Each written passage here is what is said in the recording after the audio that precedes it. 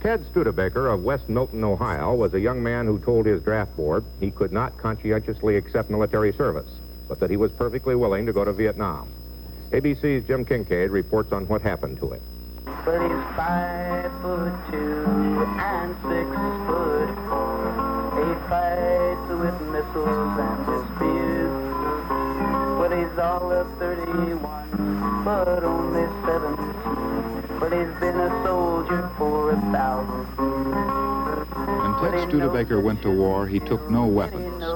He took instead a guitar, a small tape recorder, but most important, a dedication to the idea that more can be accomplished with tools than with guns. Ted Studebaker's army was the Vietnam Christian Service. His assignment to help the mountain people of the village of Zeeland. He worked here for 2 years and planned to stay a third. Here he fell in love with Pak Tay, a gentle Chinese girl from Hong Kong, like him a volunteer. Here they married.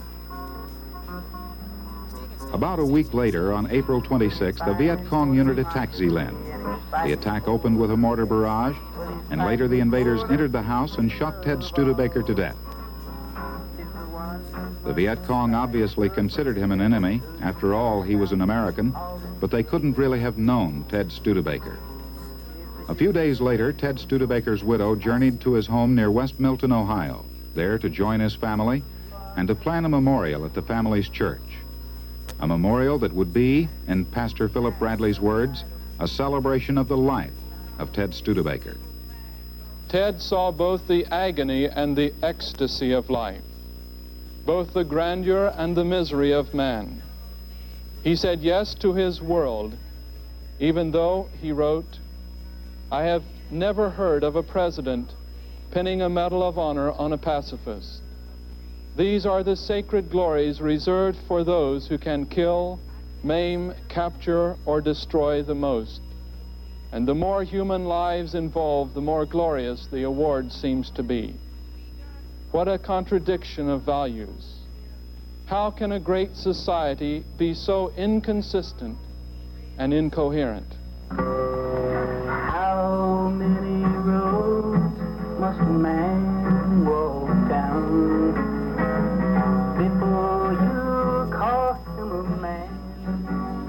Ted Studebaker loved this song and sent a recording to his family. His wishes concerning his final resting place were never clearly stated, but his mother feels she knows the proper way.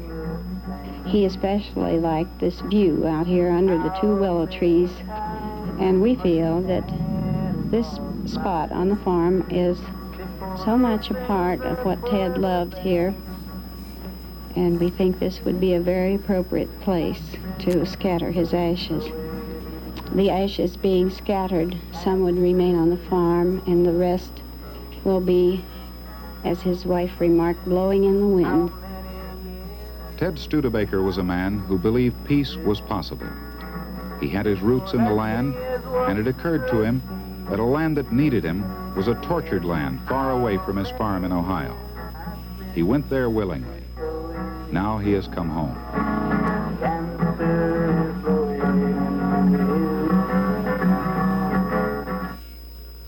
We'll be back with more news in a moment.